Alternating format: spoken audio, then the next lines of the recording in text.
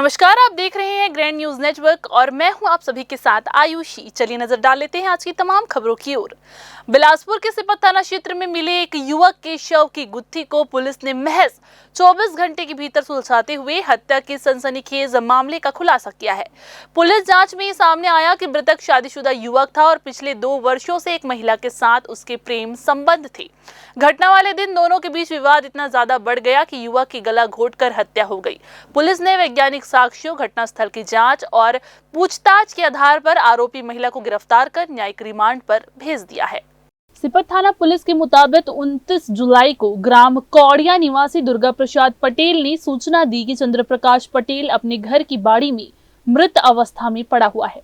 सूचना मिलते ही पुलिस मौके पर पहुंची और मर्ग कायम कर जांच शुरू की। जिला मुख्यालय की सीन ऑफ क्राइम टीम ने घटनास्थल का बारीकी से निरीक्षण किया। शुरुआती जांच में मामला संदिग्ध लगने पर पुलिस ने मृतक के पारिवारिक और सामाजिक संबंधों की पड़ताल शुरू की। जांच के दौरान पता चला कि मृतक चंद्र प्रकाश पटेल का ग्राम दर्रा भाटा निवासी उर्वशी दास महंत उर्फ चुलबुल दास के साथ पिछले करीब 2 वर्षों से प्रेम संबंध था। घटना वाले दिन महिला अपनी स्कूटी से मृतक के घर पहुंची थी और इसी अहम सुराग के आधार पर पुलिस ने महिला को हिरासत में लेकर पूछताछ की, जिसमें कई महत्वपूर्ण तथ्य सामने आए। थाना सीपत क्षेत्र अंतर्गत ग्राम कोड़िया में 29/7/26 को एक युवक की लाश मिलने की सूचना पर थाना सीपत पुलिस के द्वारा मर्ग जांच कार्रवाई की जा रही थी, जिस पर से आज दिनांक को उसकी प्रेमिका को हिरासत में लेकर पूछताछ किया गया, जिसने अपना अपराध कबूल करने पर उसको न्यायिक रिमांड पर जेल भेजा गया। सर, कारण क्या निकल कर सामने आया है? 2 साल से दोनों आपसी प्रेम संबंध में थे और युवक शराब कादी था, जिस कारण से दोनों के बीच में विवाद होते रहता था। 29 तारीख को भी विवाद होने पर, दोनों के बीच में लड़ाई होने पर लड़की जो है गुस्से में आकर गला घोंटकर उसकी हत्या कर दी। पूछताछ में आरोपी महिला ने बताया कि घटना के समय चंद्र प्रकाश शराब के नशे में था। उसने महिला पर अन्य लोगों से मिलने जुलने का शक जताते हुए गाली गलौज शुरू कर दी। विवाद बढ़ने पर कथित रूप से मृतक ने महिला का गला दबाने की कोशिश की। महिला का कहना है कि उसने बचाव में चंद्र प्रकाश का गला दबाया, जिससे उसकी मौके पर ही मौत हो गई। घटना के बाद आरोपी महिला शव को घर की बाड़ी में छोड़कर वहां से फरार हो गई। पुलिस ने पूछताछ, वैज्ञानिक साक्ष्यों और अन्य सबूतों के आधार पर उर्वशी दास महंत उर्फ चुलबुल दास 30 वर्ष को गिरफ्तार कर हत्या के आरोप में न्यायालय में पेश किया, जहां से उसे न्यायिक रिमांड पर भेज दिया गया है। पुलिस का दावा है कि अंधे कत्ल की इस गुत्थी को 24 घंटे के भीतर सुलझाकर पूरे मामले का खुलासा कर लिया गया। कैमरामैन राकेश खरे के साथ पिंटू दुबे की रिपोर्ट। बिलासपुर के सिरगिट्टी थाना क्षेत्र में कानून व्यवस्था बनाए रखने के लिए चलाए गए विशेष अभियान के तहत पुलिस ने अड्डेबाजी, नशाखोरी, मारपीट और फरार वारंटियों के खिलाफ बड़ी कार्रवाई की है। अभियान के दौरान कुल 11 आरोपियों को गिरफ्तार कर न्यायालय में पेश किया गया है। सिरगिट्टी थाना क्षेत्र में सार्वजनिक शांति और कानून व्यवस्था बनाए रखने के उद्देश्य से पुलिस ने विशेष अभियान चलाकर असामाजिक गतिविधियों में शामिल लोगों के खिलाफ सख्त कार्रवाई की। अभियान के दौरान नशाखोरी करते मिले 2 युवकों, सार्वजनिक स्थानों पर अड्डेबाजी कर लोगों की आवाजाही प्रभावित करने वाले 3 लोगों तथा मारपीट और विवाद में शामिल 3 आरोपियों के विरुद्ध प्रतिबंधात्मक धाराओं के तहत कार्रवाई की है। वहीं लंबे समय से फरार चल रहे 3 गिरफ्तारी वारंटियों को भी गिरफ्तार कर न्यायालय में पेश किया गया। पुलिस ने सभी 11 आरोपियों को विधि सम्मत कार्रवाई के बाद कार्यपालिक मजिस्ट्रेट के समक्ष प्रस्तुत किया। साथ ही आम नागरिकों से अपील की गई कि क्षेत्र में नशाखोरी, अड्डेबाजी या कानून व्यवस्था भंग करने वाली किसी भी गतिविधि का जो सूचना है वो तत्काल पुलिस को दे। ऐसे असामाजिक तत्वों के विरुद्ध आगे भी लगातार और सख्त कार्रवाई जारी रखने की बात कही गई है। कैमरामैन राकेश खरे के साथ पिंटू दुबे की रिपोर्ट। केंद्रीय जेल बिलासपुर में विचाराधीन बंदी श्रवण सूर्यवंशी उर्फ श्रवण तामरे की संदिग्ध मौत के मामले में करीब 2 वर्ष बाद जांच ने बड़ा मोड़ लिया है। सिविल लाइन थाना पुलिस ने न्यायिक जांच प्रतिवेदन, पोस्टमार्टम रिपोर्ट और वरिष्ठ अधिकारियों के निर्देश के आधार पर अज्ञात आरोपी के खिलाफ हत्या का मामला दर्ज कर विवेचना शुरू कर दी है।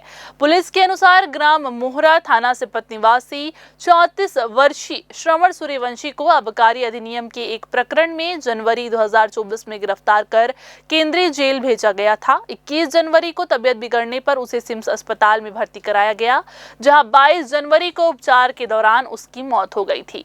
प्रारंभिक जांच में मर्ग कायम किया गया था, लेकिन न्यायिक मजिस्ट्रेट द्वारा की गई विस्तृत जांच, postmortem, FSL histopathology report, videography, panchnama और गवाहों के बयानों के परीक्षण में सामने आया कि उसकी मौत सिर में लगी गंभीर चोट और उसे उत्पन्न जटिलताओं के कारण हुई थी। चिकित्सकीय रिपोर्ट में चोट किसी कठोर एवं भोतरी वस्तु से लगने की संभावना जताई गई, जबकि रासायनिक परीक्षण में किसी भी प्रकार का विष नहीं मिला। न्यायिक जांच प्रतिवेदन 22 जुलाई 2024 को जिला एवं सत्र न्यायाधीश को सौंपा गया था। इसके बाद उपलब्ध साक्ष्यों के आधार पर 30 जुलाई 2026 को अज्ञात आरोपी के विरुद्ध हत्या का अपराध दर्ज किया गया। अब पुलिस ये पता लगाने में जुटी हुई है कि श्रवण के सिर पर घातक चोट किन परिस्थितियों में लगी, इसके लिए कौन जिम्मेदार था और क्या जेल के भीतर किसी आपराधिक घटना के कारण उसकी जान गई। इस पूरे मामले में हत्या का अपराध दर्ज होने के बाद पूरी घटना की जांच एक नए और महत्वपूर्ण चरण में पहुंच गई है। दिल्ली के महत्वपूर्ण दौरे के बाद केंद्रीय राज्य मंत्री तोखन साहू शनिवार को बिलासपुर पहुंचे, जहां भाजपा कार्यकर्ताओं ने उनका भव्य स्वागत किया।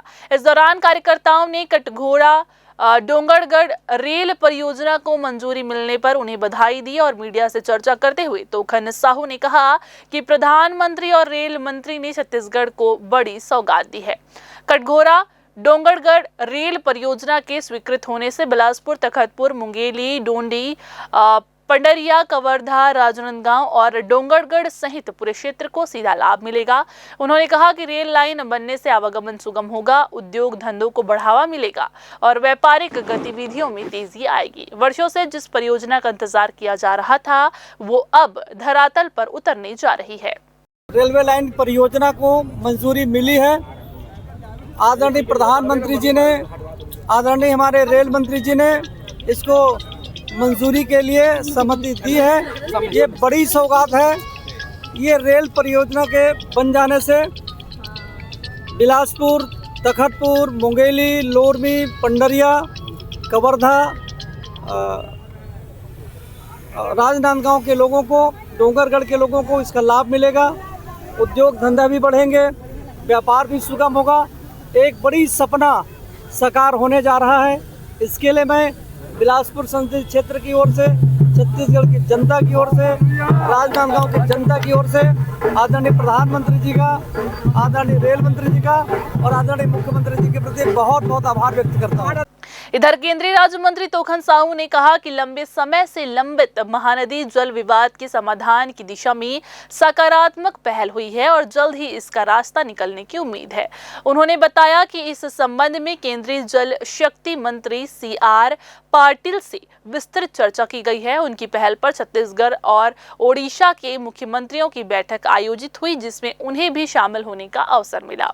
उन्होंने विश्वास जताया है कि दोनों राज्यों के हितों को ध्यान में रखते हुए विवाद का सौहार्दपूर्ण और सकारात्मक समाधान जल्द सामने आएगा। तोखन साहू ने कहा कि केंद्र, छत्तीसगढ़ और ओडिशा तीनों जगह भाजपा की सरकार होने से ट्रिपल इंजन सरकार पूरी प्रतिबद्धता के साथ जनता के हित में कार्य कर रही है। उन्होंने ये भी बताया कि सरकार विकास और समन्वय की नीति के साथ प्रदेश के हितों को प्राथमिकता दे रही है। सीएम हाउस घेराव और कांग्रेस के विरोध प्रदर्शन पर प्रतिक्रिया देते हुए तोखन साहू ने कांग्रेस पर जमकर निशाना साधा। उन्होंने कहा कि कांग्रेस के पास अब कोई जनहित का मुद्दा नहीं बचा है, इसलिए वो केवल धरना प्रदर्शन और घेराव की राजनीति कर रही है। उन्होंने आरोप लगाया है कि भाजपा सरकार विकास कार्यों और जन कल्याणकारी योजनाओं को तेजी से आगे बढ़ा रही है, जबकि कांग्रेस केवल राजनीतिक विरोध तक सीमित रह गई है। बहुत पुराने समय से महानदी जल विवाद छत्तीसगढ़ और उड़ीसा के बीच में चलते रहा है। इसको भी आदरणीय जल शक्ति मंत्री जी से हमने रिक्वेस्ट किया। अब दोनों मुख्यमंत्री के बीच में बैठकें हो गई है माननीय केंद्रीय मंत्री जी की अध्यक्षता में। उस बैठक में मैं भी सम्मिलित हुआ और दोनों की सहमति से दोनों प्रदेशों के हितों को ध्यान में रखते हुए यह निर्णय लिया जाएगा। जैसे ही हमने जल शक्ति मंत्री से रिक्वेस्ट किया, तुरंत दोनों मुख्यमंत्री से बात करके बैठक बुला करके इस समस्या के समाधान के लिए आगे बढ़ी है। देश में किसी भी प्रकार की कोई समस्या न रहे, हम आगे बढ़ कर के काम करें। अब ट्रिपल इंजन की सरकार है, उड़ीसा में भी भाजपा की सरकार है, छत्तीसगढ़ में भाजपा की सरकार, केंद्र में माननीय मोदी जी की सरकार। तो ट्रिपल इंजन की सरकार में किसी तरह की कोई समस्या तो मिल बैठ करके उसे दूर करने की आवश्यकता नहीं काम किया गया है। कांग्रेस पार्टी के पास कोई मुद्दे नहीं है।